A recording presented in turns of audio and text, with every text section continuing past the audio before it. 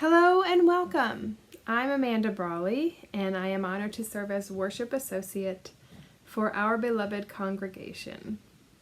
On behalf of all our members and friends, I welcome you to the Unitarian Universalist Metro Atlanta North congregation, which we affectionately call UUMAN. We are a proud liberal faith community and a member congregation of the Unitarian Universalist Association. Our mission is as follows: nurture our spirit, strive for justice, transform the world. And our vision is UUMAN is a vital and visible community for all, bravely working towards the day when social, economic, and environmental justice are a reality. If you are visiting us for the first time, we welcome and thank you for choosing to spend some time with us. Please fill out our online visitor form that you can access from the homepage of our website, UUMAN.org, which is UUMAN.org. And someone from our membership team will be back in touch with you. We will be having an online Google Meet coffee and conversation check-in session at 10:45 this morning after this service. The link for this Google Meet can also be found on the homepage of our website, UUMAN.org. Email communications@UUMAN.org to be added to the newsletter and stay updated on announcements. North Fulton Community Charities needs our help. Did you know they have given out $950,000 in relief since March of this year? That is a 70% increase for the same period last year. Their food pantry is in incredible demand. They need more than 200 volunteers per week to keep serving the community. They have contacted us and asked if any of our members could volunteer on Saturday mornings in the pantry on a regular basis. If you can help, please contact Carla Kapaskis. If you cannot help physically, perhaps you can donate. Their website is www.nfcchelp.org. I would like to thank Judy Jewell, Reverend Dave Dunn, the Creech family, Leslie Wolf, and anyone else who may have contributed recently to the Senior Youth RE Classes Family Promise Project. Randy Blasch Sam Friedman, Stephen Shanahan, and I all lead this class, and we are so proud of our senior youth for coming up with a way to help Family Promise folks. And again, welcome to UUMAN. And now, let us prepare our hearts, our minds, our spirits for worship, quieting ourselves, being still, being, just being here, being now, in this moment, in this virtual space, with each other, remembering that each of us is a part of the vast interconnected web of all existence. Whoever you are, whatever color you are, whoever you love, and wherever you are on your spiritual journey, you are welcome here. Good morning, everyone. I wanted to take a minute and thank everybody who is already registered for the Harvest Moon online auction.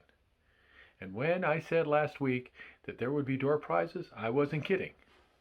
Right now, if you look in the chat, right over there, or maybe over there, depends on which app you're, anyway, the chat, you will see our own Lori Wheeler is putting in the names of those who have won door prizes.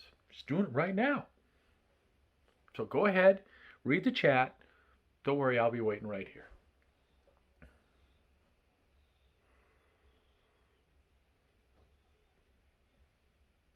Oh, look at you winning a door prize.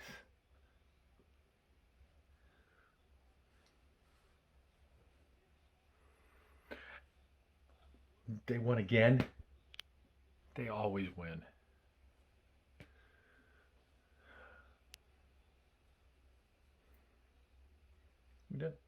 Well, that was exciting, wasn't it? You know, that was so exciting. I think we'll do it again next week. So, if you want a door prize, have you registered? Have you turned in your donation form? Look, I've done my best to be my silly self on the previous announcements, but hang with me here as I get serious. We are in strange times indeed.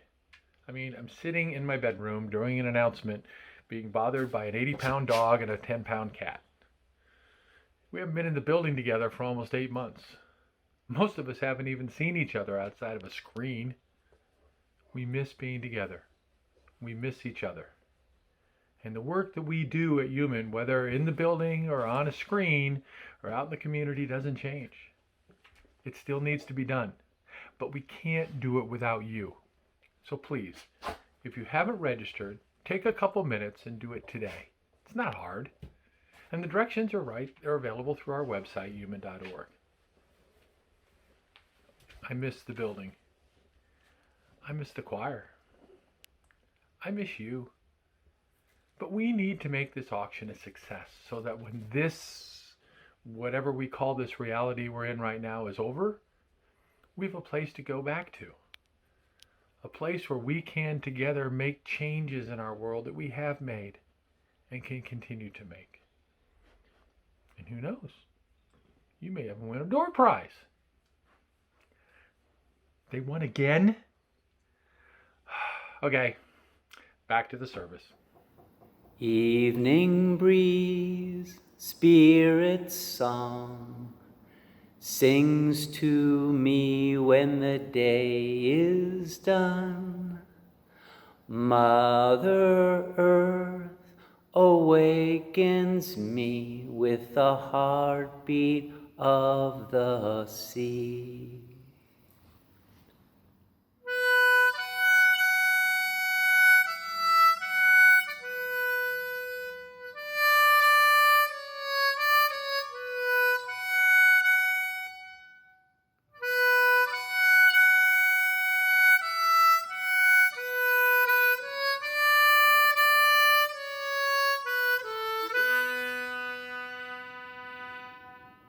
Moonlit sky, stars shine bright. Walk with me into the night. Gentle rain, pastel sun, a new day has begun. Good morning. Let us light our chalice together. Love is the doctrine of this church. The quest for truth is its sacrament, and service is its prayer. To dwell together in peace, to seek knowledge and freedom, to serve humankind in fellowship. Thus do we promise to each other, thus we promise to each other. Okay, Ever, come here. I'm gonna do the fire now. Okay, come here. Hold it like that.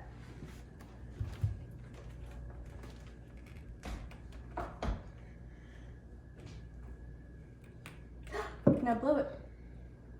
The Earth Ministry asked me to record a message to all of my fellow UUMAN members, asking them, imploring them, pleading with them to please vote Earth. And when you go to the polls, remember that our most important resource, the one that we cannot live without, is the one resource that can't speak for itself, mainly because it doesn't speak English, but also because it cannot speak. It doesn't have a mouth, but it can send us messages, and we are hearing those messages. And it is time for all of us to stand up and speak out for Earth, to protect this beautiful planet that we all live on. And so when you go to the polls, please vote for the leaders that are going to support science, that are going to promote sustainability practices, that are not going to have plastic straws. So vote Earth. One of us can make a difference, and all of us can make a huge impact. So when you go to the polls, vote Earth. Okay, don't actually vote Earth because Earth won't be on the ballot. There's this whole thing with signatures. She only got 8, and one of them was a dwarf planet, so it was rejected. But you know what I mean. Vote for Earth. Okay.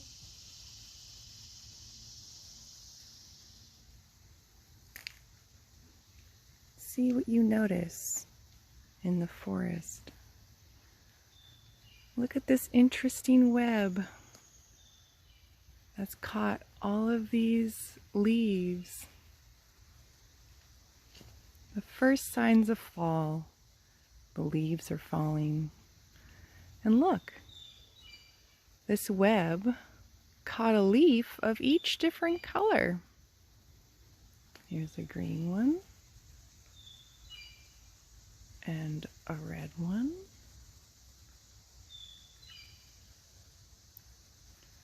Look up there, a beautiful golden one, glowing in the sunshine.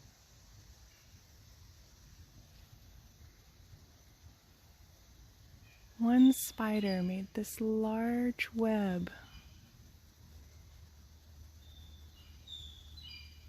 How perfect to find it on our walking meditation. When you find things that are interesting, take a moment to notice them more. Really focus on what's being shown to you.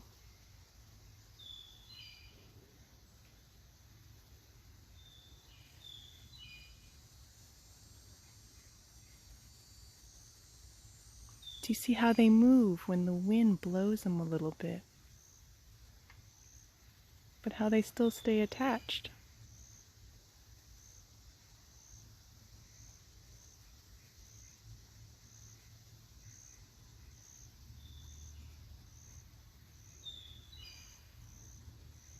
When you feel like you've noticed it enough, keep going.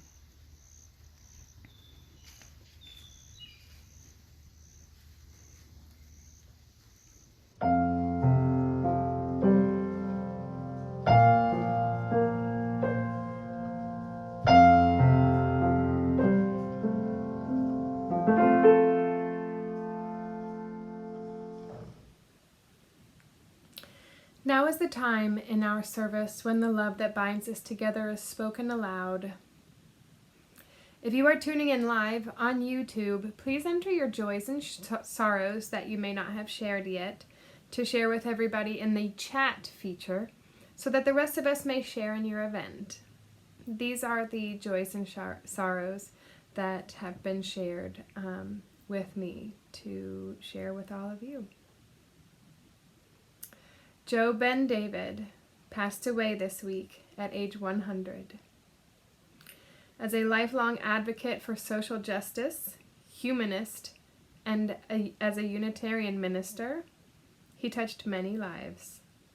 He is survived by his wife of 50 years, Allison, his son Daniel, and 5 grandchildren. His remembrance can be viewed at humanistfoundation.org online. Mark and Carolyn Lee are happy to announce the engagement of their daughter Rihanna, who got engaged last weekend. Rihanna grew up at UUMAN. Dave and Tammy Dunn have a joy that their son Bryce became engaged to his girlfriend of 6 years, Mary Kate McAllister. On October 2nd, Miriam and John Patanian celebrated 16 years together. They were grateful for yummy takeout food and kids old enough to take care of themselves for an evening. They now have a teenager in the house, as Jacob also turned 13 this month, and their sweet Olivia will be 11 on the 18th. Just a joy, personal joy for rekindled friendships, and yes, a sorrow that we still cannot be together physically, although let's continue to try to be together virtually and in spirit as much as possible. Thank you.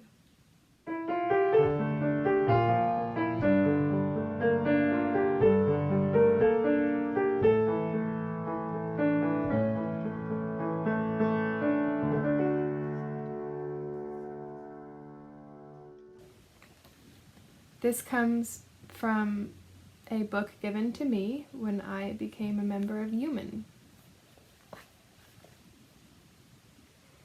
This place is sanctuary. You who are broken-hearted, who woke today with the winds of despair whistling through your mind, come in. You who are brave but wounded, limping through life and hurting with every step, come in. You who are fearful, who live with shadows hovering over your shoulders, come in. This place is sanctuary, and it is for you. You who are filled with happiness, whose abundance overflows, come in. You who walk through your world with lightness and grace, who awoke this morning with strength and hope, you who have everything to give, come in. This place is your calling, a riverbank to channel the sweet waters of your life, the place where you are called by the world's need. Here we offer in love. Here we receive in gratitude. Here we make a circle from the great gifts of breath, attention, and purpose. Come in.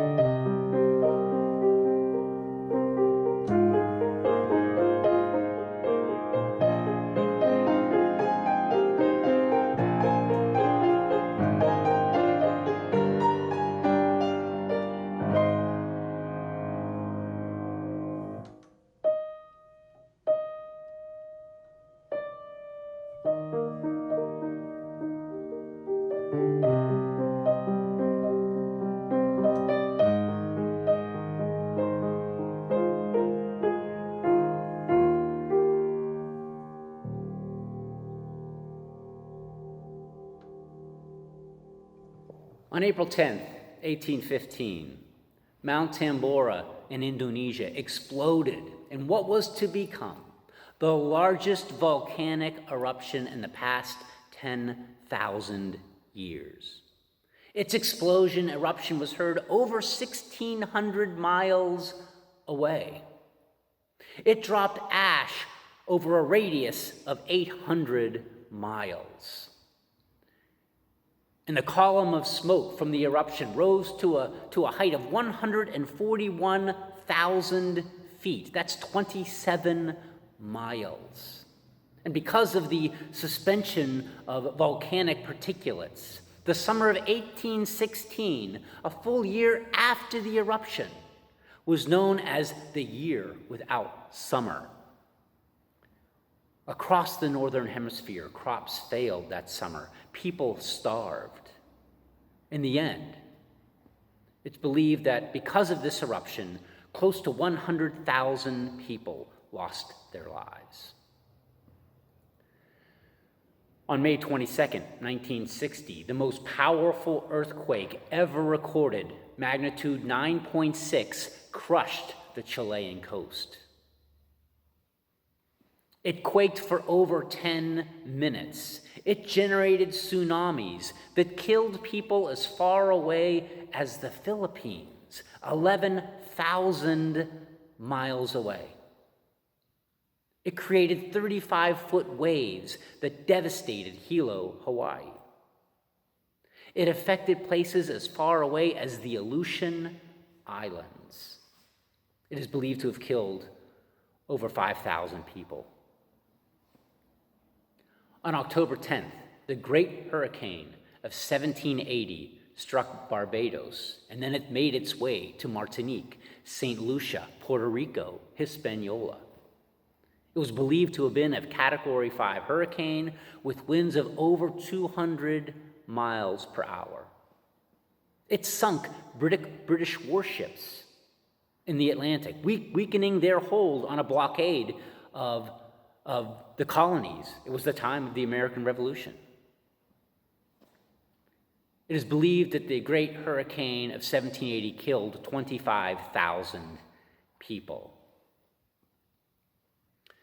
The majority of the elements in our entire universe are created under the immense pressure in the core of stars or during cataclysmic deaths of stars. In the core of a star, the pressure is so immense, you could describe it as being violent. The pressure is so immense that nuclear fusion squeezes hydrogen atoms together, producing helium. And the fusion continues, squeezing the helium atoms together to create beryllium.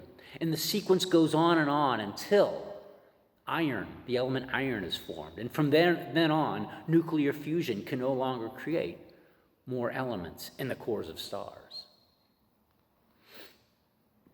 When a star dies, it collapses in upon itself and then explodes with a force of an octillion, that's 10 to the 27, a force of octillion, 10 to the 27 atomic bombs. The violence of that true nuclear Armageddon gives birth to the majority of the elements in the universe. Slovenian philosopher Slavoj Žižek says, this notion of nature as harmonious, organic, balanced, as a reproducing organism which is then disturbed, perturbed, derailed through human hubris and technological exploitation, and so on, is a secular version of the religious story of the fall. The fall that he's talking about is the great sin in Adam and Eve that got them banished from the Garden of Eden, east of Eden. Žižek continues, and the answer should not be that there is no fall, that we are part of nature, but on the contrary, that there is no nature. Nature is not a balanced totality which then we humans disturb. But what we think of as nature is nothing but a big series of unimaginable catastrophes. Karl Marx famously stated that religion was the opium of the people. Zizek believes that ecological preservation is the new opium of the people. And like religion, it has its own ideological dogma.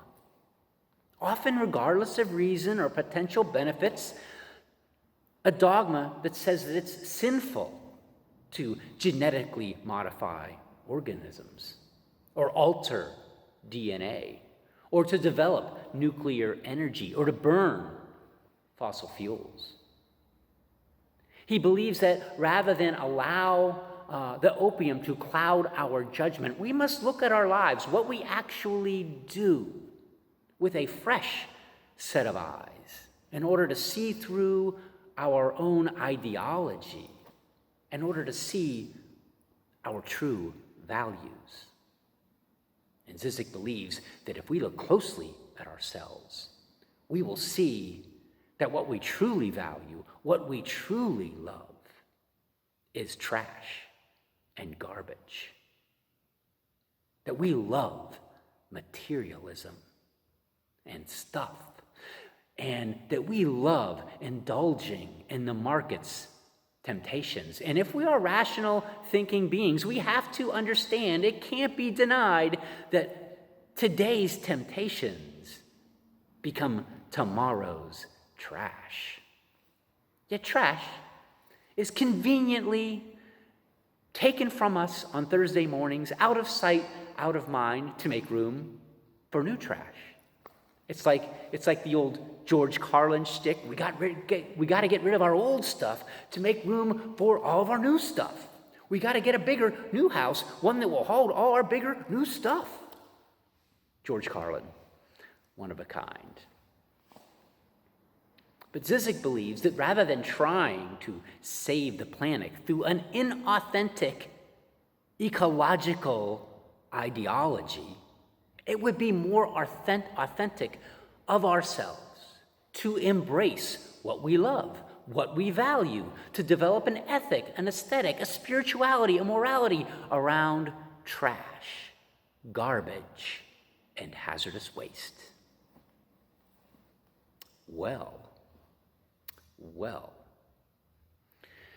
it's important to listen to those with whom you disagree.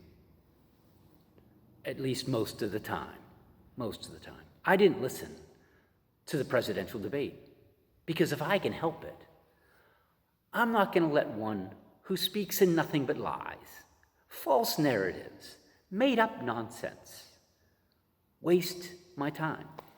It's bad enough that I and many others, and all of us really, are subjected to, without a choice, to the real damage perpetrated by a branch of our government. So if I have a choice, I'm not going to listen to someone who I might disagree with, who peddles in such lies, false narratives, and made-up nonsense.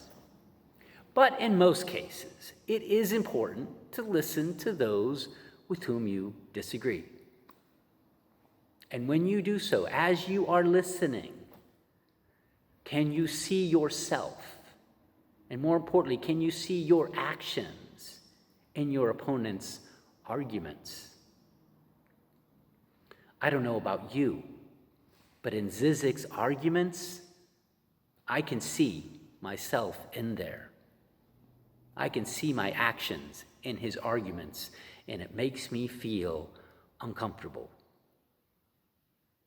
And that unless I collapse and submit to what he says, to an authentic ethic, an aesthetic spirituality of trash and garbage, I likely have some real work to do in order to recover a new authenticity. It sounds absurd to say that I wish to recover a new authenticity for myself. It's like saying I'm working on a new personality. And this new me will be much, much funnier and will be good at math. That's absurd. Yet there are theorists, the Taoists in particular, who will claim that what we think of as our authentic selves aren't even remotely related to our true authentic selves. They'd say that from a very early age, we've covered up, obscured with trash and garbage our inherent nature. They'd say that we've covered up and obscured our real selves with floating ash in a toxic atmosphere. We've allowed that to obscure who we are. With tsunamis of materialism, tsunamis that have rolled over us, drowning our inherent nature, our very being. And it's gotten to the point that every year is a year without summer. Yet we don't even realize it. Uncover, undo, unnerve, unmake, untie, unlash, unfold, unlearn. Deconstruct, declassify, demystify, deorder, desystematize, rearrange, reinvestigate, reassess, reevaluate, recategorize, reintegrate, reconstruct, rebuild, reconnect, renew. Then we can truly respect the interdependent web of all existence, of which we are a part, with our inherent nature.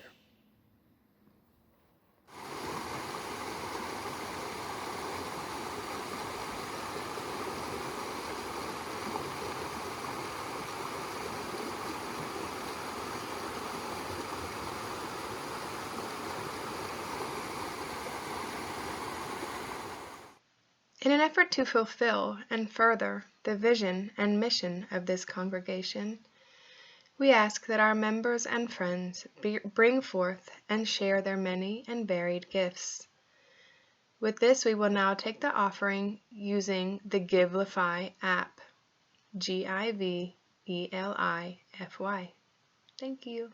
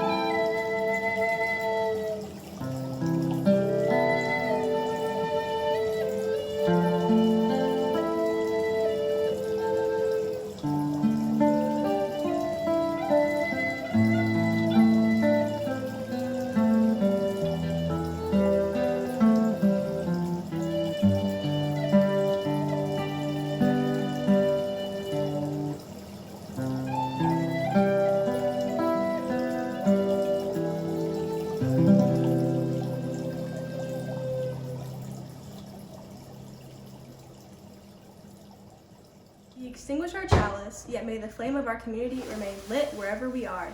May it continue to light the way, guiding our faith into the future, giving warmth to our hearts and to our lives. You can blow it now. Do it again. Writer Poe Valentine writes, volatile elements such as uranium-238 eventually decayed into stable metals such as iron. All of history was like that. Massive upheavals and explosions and violent revolutions that sometimes devolved into order and stability, and sometimes even music and gold. Go in peace and enjoy your week.